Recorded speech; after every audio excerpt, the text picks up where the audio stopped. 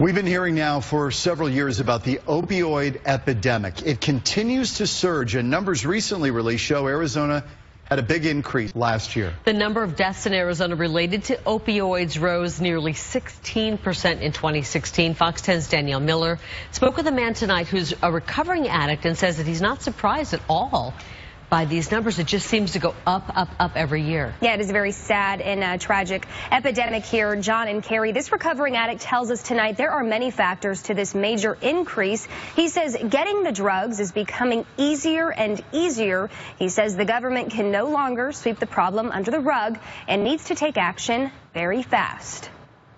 Abused them. They weren't regulated. They were easily and readily available. Newly released numbers show Arizona had 790 opioid deaths in 2016, a 16% increase from 2015. Prescription opioids causing 482 deaths compared to 308 for heroin. Recovering addict Marcus Weisbly says he's not surprised by the uptick. I think there's a lot of things that have happened over the last 10 or 15 years. The readily available information and the access that the internet and everything else, TV, the radios, all of that has provided. And kids grow up a lot quicker.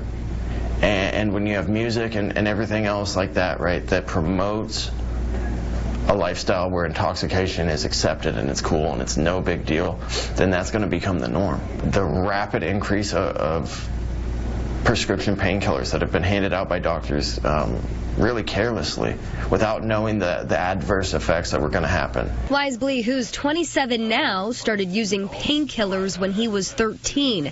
His painkiller addiction quickly turned into a heroin addiction. He says getting the drugs wasn't hard. As easy as walking into a store and getting a soda. Weisbly is clean now. He decided to get help after his fiancée overdosed and sadly died. He knows how difficult it is to kick the habit, but he hopes others will reach out for help. There's another way of life that is far greater than your wildest dreams, and it doesn't involve being intoxicated.